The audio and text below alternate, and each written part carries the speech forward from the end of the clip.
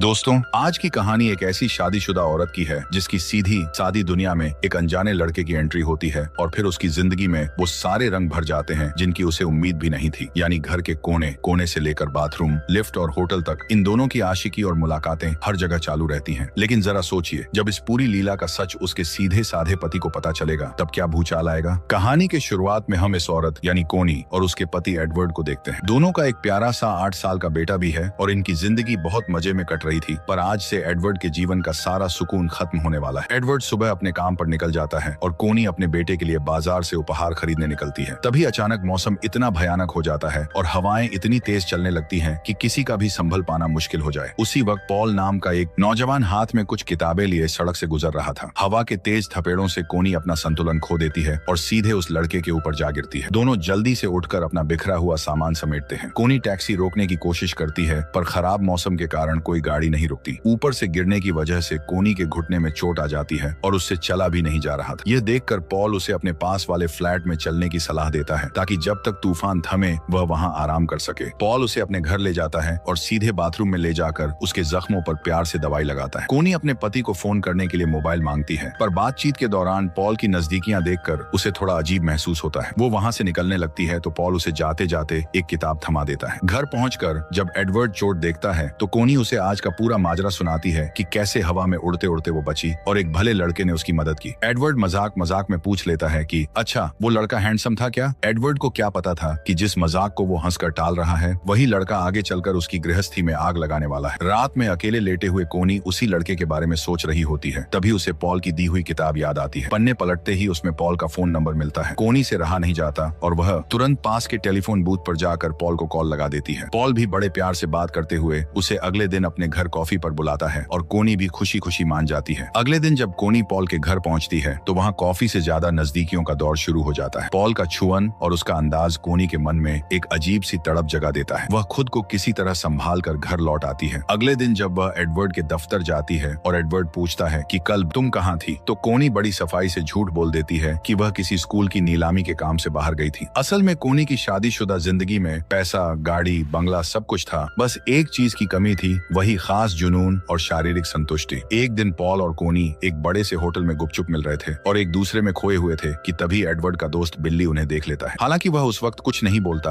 और वहां से निकल जाता है। घर आने पर कोनी डर रही थी कि कहीं वो आदमी एडवर्ड को सब न बता दे। तभी एडवर्ड उसके पास आकर नजदीकियां बढ़ाने की कोशिश करता है पर कोनी मूड न होने का बहाना बनाकर उसे मना कर देती है। अगले दिन जब कोनी दोबारा पॉल से मिलने की तैयारी कर रही होती है तो एडवर्ड उसे अपने साथ पिकनिक पर चलने को कहता है। कोनी फिर से बहाना बनाती है कि उसका ब्यूटी पार्लर में बहुत जरूरी अपॉइंटमेंट है। एडवर्ड का शक अब यकीन में बदलने लगा था। वह तुरंत पार्लर में फोन करके पूछता है कि क्या कोनी नाम की किसी महिला का अपॉइंटमेंट है। पार्लर वाले साफ मना कर देते हैं। दूसरी तरफ जब कोनी पॉल के घर जा रही होती है तो रास्ते में उसकी 2 पुरानी सहेलियां मिल जाती हैं। कोनी उनके साथ कैफे में बैठ जाती है और पॉल को फोन करके थोड़ा इंतजार करने को कहती है। लेकिन बेताब पॉल खुद उस कैफे में पहुंच जाता है और कोनी को वॉशरूम की तरफ आने का इशारा करता है। इसके बाद दोनों कैफे के वॉशरूम के अंदर ही अपनी हदें पार कर देते हैं। बाहर बैठी कोनी की सहेलियां भी अंदर की आवाजों से समझ जाती हैं कि अंदर क्या गुल खिल रहे हैं। इधर दफ्तर में एडवर्ड अपने दोस्त बिल्ली को नौकरी से निकाल देता है क्योंकि बिल्ली कंपनी की सीक्रेट जानकारी बाहर लीक कर रहा था। इस पर गुस्से में आकर बिल्ली ताना मारता है, मेरी फिक्र करने से अच्छा है अपनी लुगाई पर ध्यान दे, वो बाहर क्या कर रही है। यह सुनते ही एडवर्ड का शक पूरी तरह पक्का हो जाता है। वह तुरंत एक प्राइवेट डिटेक्टिव को कोनी के पीछे लगा देता है। इसके बाद एडवर्ड भी झूठ बोलता है कि वह कुछ दिनों के लिए शहर से बाहर जा रहा है। मौका मिलते ही कोनी और पॉल की मुलाकातें दिन रात होने लगती हैं। पर उन दोनों को अंदाजा भी नहीं था कि एक कैमरा चुपके से उनकी हर हरकत, हर मुलाकात और हर तस्वीर कैद कर रहा है। कोनी पॉल के प्यार में इस कदर अंधी हो चुकी थी कि एक दिन वह अपने बेटे को स्कूल से लाना ही भूल जाती है। जब बच्चे की याद आती है तो उसे गहरा एहसास होता है कि वह एक साथ 2 नामों पर सवारी नहीं कर सकती। उधर डिटेक्टिव एडवर्ड को पॉल और कोनी की एक से एक सबूतों वाली तस्वीरें सौंप देता है। तस्वीरें देखकर एडवर्ड का दिमाग घूम जाता है और उसका दिल टूटकर बिखर जाता है। सच में जब अपने ही घर में ऐसा धोखा मिले तो इंसान का पागल होना लाजमी है। अगले दिन कोनी यह रिश्ता खत्म करने की नीयत से पॉल के फ्लैट पर पहुंचती है पर वहां पॉल को किसी दूसरी लड़की के साथ देखकर उसका खून खौल उठता है। पॉल उसे मनाने की कोशिश करता है और जबरदस्ती नजदीक आने लगता है पर कोनी साफ कह देती है कि अब उनके बीच सब खत्म हो चुका है। कोनी के जाने के थोड़ी देर बाद ही वहां एडवर्ड पहुंच जाता है। एडवर्ड बड़े शांत मगर गुस्से से भरे अंदाज में पॉल से कहता है, जिस औरत के साथ तुम रंगरलियां मना रहे थे वो मेरी पत्नी है। पॉल बेपरवाही से कहता है, तो मैं क्या करूं? पॉल का यह बेपरवाह जवाब सुनते ही एडवर्ड का आपा खो जाता है। वह पास में रखे एक भारी कांच के सजावटी सामान स्नोबॉल को उठाकर सीधे पॉल के सिर पर दे मारता है। पॉल वहीं ढेर हो जाता है और मौके पर ही उसकी मौत हो जाती है। घबराहट में एडवर्ड पॉल के फोन से सारे मैसेज डिलीट करता है। तभी उसे कोनी का आया एक आखिरी मैसेज दिखता है जिसमें लिखा था, मैं अपने परिवार को तुम्हारे लिए नहीं छोड़ सकती, मैं एडवर्ड से बहुत प्यार करती हूँ। यह पढ़कर एडवर्ड का दिल भर आता है, पर अब बहुत देर हो चुकी थी। एडवर्ड पॉल की लाश को गाड़ी में डालकर सुनसान जगह पर ठिकाने लगा देता है। कुछ दिनों बाद पुलिस और जासूस कोनी के घर आते हैं और पॉल के अचानक गायब होने के बारे में पूछताछ करते हैं। कोनी अनजान बनने का नाटक करती है। धीरे धीरे सब शांत होने लगता है और कोनी अपनी पुरानी पारिवारिक जिंदगी में लौटने लगती है। एक दिन कपड़े धोते वक्त कोनी को एडवर्ड की जैकेट की जेब से वही जासूसी वाली तस्वीरें मिलती हैं। कोनी का माथा ठनकता है और उसे समझ आ जाता है कि एडवर्ड को सब पता था। रात को जब वो एडवर्ड से पूछती है तो एडवर्ड रोते और चिल्लाते हुए सब कबूल कर लेता है कि हाँ, पॉल को मैंने ही मारा है, मैं मारना नहीं चाहता था, पर मुझसे यह गलती हो गई। अब जो बीत गया उसे बदला तो नहीं जा सकता था। कोनी को गहराई से एहसास होता है कि उसका पति उससे कितना बेपनाह प्यार करता है कि उसने उसके लिए इतना बड़ा जुर्म तक कर दिया। अंत में दोनों अपनी गलतियों, दर्द और अतीत के काले साए को पीछे छोड़कर एक दूसरे का हाथ थाम लेते हैं और अपनी टूटी हुई जिंदगी को फिर से जोड़ने की कोशिश करने लगते हैं। और यहीं पर इस दर्दनाक और रोमांचक कहानी का अंत हो जाता है।